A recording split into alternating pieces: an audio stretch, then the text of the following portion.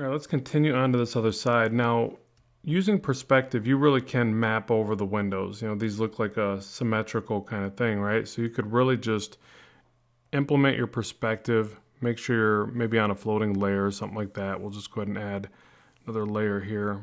Let's call it, windows on left or something. And you could just map out by going right over with the perspective grid ruler. Sorry, I always say grid here. And then you can find the general placement of each window. Now remember, it's going to relate to this top line. So where those two meet, that's the placement of the window. Then you're going to have to draw your curvature down. Now you can also find the bottom, but notice how it's kind of covered by this piece. And again, it's out of perspective. But what I'm going to do is just throw in a line, because I'm actually going to keep this piece. This could even be something that's just, misshapen in the scene, but it's really not. It's just a improper use of perspective, but that's all right. We're going to throw that line in there. So you could almost make the argument that these windows are a bit more covered. So that could be one way to kind of look at this. So you could go to the next one. This gives you your divide. Next one. So you could easily map out at least the starting point. And generally, that's going to do a lot for you. And keep in mind, you could do this with another layer and then lighten the layer opacity so you don't end up with all this cleanup that you have to do. But I'm probably not even going to use this. I just want to show you, again, there's multiple ways to do each thing. So from this point, you would turn off your perspective ruler. And then again, you would get your curved edges in there. You're going to round these corners out. You're going to utilize what's here to kind of guide you. So even though I'm not hitting that artwork, I'm still using it as a, the concept. I'm still using the curvature. It's still aiding me a little bit in the process. And you see the shifts are pretty dramatic, but this gives me aligned windows. Now the other way to do this is, you can ignore it again, like we've kind of talked about, but you can go ahead and delete this out. Let's go ahead and find the initial window shapes. Where were they at? Here, right there. So we could take this, and being that we're working digitally, we can take advantage of that. And let's get our polyline tool. Let's select all these windows. This. Command C, Command V will give us a copy. Command D to deselect. And we can grab our move tool. We can bring these over. We can hit Edit, Transform, Flip Horizontal, hit Enter. And we can maneuver these right over top. Now you can see it kind of exposes even more of the perspective problem at this point. But we can still kind of work around that. So we know our first window lines up to about here.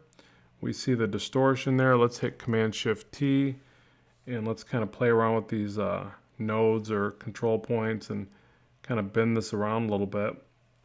And again, we are thinking about the idea that some of the bottom of the windows are probably getting hidden by this additional, techie gadgetry, whatever, this control panel. So we'll think a little bit about that. But the main thing is we're looking for, big eyesores, things that are going to really expose it, like the top edge being way too thin by comparison to this. So that's actually what I'm going for right now. Remember that by condensing these inward, you're basically shifting the perspective of the windows and therefore changing the size of them. So I'll kind of pull these in one at a time. I can drop this down because, again, remember we talked about the bottoms potentially being behind this ridge, which I think makes probably the most sense at this point. So distort that around. And once we got something close, we'll say right about, there's that line, that guide. So we'll go with that. Right about there, we'll hit Enter. Now you see it's still pretty far off. We take this and erase back this extra area here. It's kind of messy here. Like, what do we need to keep to make this read? What we can do is just kind of toggle this on and off. And really what I would generally do is turn back the opacity like this. And then I'm going to get in here and work at full opacity, and I'm going to fix things. So we've got the edge of the window right here. This is actually going to be the planet at that point. So this could be erased back to about here. We want to follow, if we're going to use the same planet shape. So we're going to follow through there. And let's see, so some of this is going to be erased back. But then the main thing is I want to kind of highlight each side of this these wires because I don't want to lose those. So I'm just going to use the negative brush. I could erase back one side. I'll start with both because I can always put the line back if I feel like it's too much. Generally, you can just, highlight the light source, and then you could do one side that's heavier, one side that just has a couple little line breaks, but I think I want to see all of this in pretty plain sight. And then we'll get in here. We'll work on the planet next, but first I want to correct everything else. So I'm going to turn that back. Oh, and I actually need to drop the visibility through the middle because it's eating up those lines that we established. So let's try that. It's a little bit better. I think it needs this line right through there. So yeah, we can keep adding and playing around with that and make sure we don't lose that bit of information. So it's starting to read right there. And just like that, I would say that's probably the quicker method.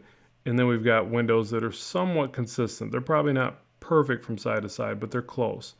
And as we start to overlay more and more of this information, I think it'll read just fine. So the other thing we want to do is make sure that we clean up certain lines as we go, especially in case we decide to merge anything down. So this particular line needs to be taken out of there now. So this was just a guide. So I'll get that right out of there. And your layers can start to get pretty messy. So it's good to be careful of this as you go. But I think I'm going to work off this layer, and that will help me. So if I look at the majority of these two layers, that's primarily all my ink. So I like to work off just a couple because there's so many ways to edit. You really don't have to use any more than that. So now what I would like to do is work on some of the trim work around it. So at this point, I'm actually going to use a lot more of what's there in front of me and not worry too much about correcting things. Because I still feel like this scene, if I just would have inked over the initial concept, it would have still worked out. It may have not been entirely correct, as it's not, but again, I see a lot of comic work that I'm a fan of, that I admire, and it's not always entirely correct. In fact, it seems like the more I study it, a lot of it's not correct. But it has the foundations and principles at work of perspective, and mainly just really like good use of line weight and direction, focal points. So our focal point in this scene is really the characters and the reaction to everything. It's not all these details, but the details help tell us where we're at, helps push the narrative. So I'm also going to use I'm going to scale down the brush, use shift click. I'll kind of make sure that this line, I'll pull it from the very edge this way back. And I think what I was originally going for, let's go ahead and do that again, was that this part ends right here. It's got a slight round over. This part hides behind there. So just those little overlaps are what helps to convey that. And then as I start to work into these screens, I'm definitely going to let some of these be out of perspective because, again, not everything is going to fall in perspective when you're drawing a city with street signs and cars and everything else in that scene. You really want to let some things just kind of be on an angle and falling off the side of the building and whatever else. Now, this being a more high-tech or semi-high-tech, I don't think it looks too high-tech, but almost like a NASA space station kind of thing. So futuristic, but not, or modern, but not entirely futuristic. If we think about that, then yeah, a lot of the things are going to be a lot more rigid to the rules of perspective. But again, it could just be your interpretation of it. So you could let it go, let the chips fall where they may. So I'm just going to kind of try to illustrate some depth on some of these edges. And then get in some little details here. So now I'm going to use a lot more line weight. You see, I intentionally allowed that to be crooked. I didn't worry about fixing it. But what I am thinking about is, a little bit cleaner lines, a little bit cleaner read, hopefully, to what we have here. And I also want some of these shapes to be just different from the previous shape. So for instance, instead of just repeating all these boxy rectangular shapes, purposely going to throw in like a random, smaller, thinner shape with some side little slats here.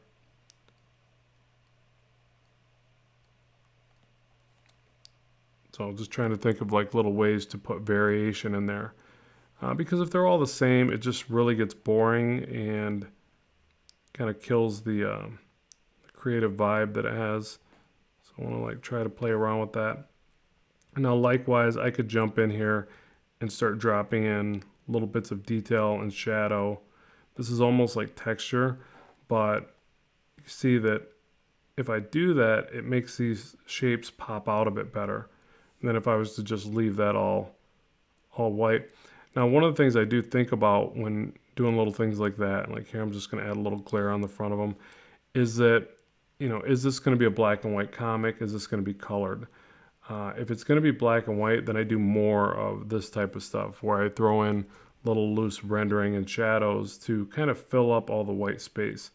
So again, that's going to really be determined based upon your end result and what you're looking to achieve with your inks. And if it's a colored comic, then really you can fill a lot of this stuff in and let the color do the work. But for a black and white comic, even though black and white comics aren't as prevalent as they once were, they're still out there, and it gives you an opportunity to do a lot more creative things with the inks. So you're almost you're almost a colorist at the same time, but you're basically just trying to illustrate all those different values with your line work. And just remember, you have cross hatching, and you obviously can express a lot of ranges of value with cross hatching, but you have texture, you have stippling.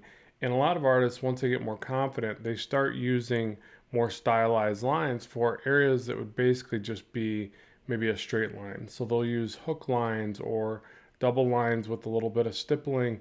And again, they stylize that line work to make their work appear more expressive. So again, trying to convey a little bit of depth to these areas. You'll see me also throw in like little bits and pieces. So like right here, I feel like this could look a bit more detailed. So I'll add in a little separation there, something, maybe some buttons off to the side.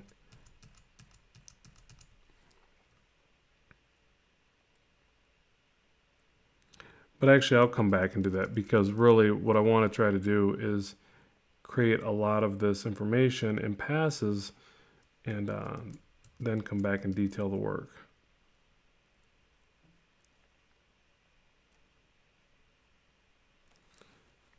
And I could probably rotate this, make this line a little easier. Obviously, I could be using shift click, but it gives you a little bit more of a boring line. I kind of like connecting these weighted lines a little bit more.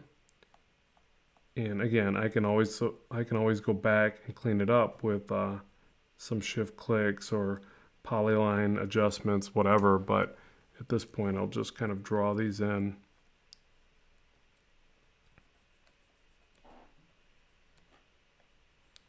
So more shape of shadow here, and just fill that in real quick. R for rotate. You can also do these like little divides in between the screens, and it makes it look like, connectors or something like that. Again, all these little textury kind of things that you can throw in there. Another little wire back here, a couple wires. Okay, so let's go ahead and stop right here. And you can kind of zoom back and see where we're at. Let's stop right here and head over to the next lesson and continue to refine this. So with that, let's move on.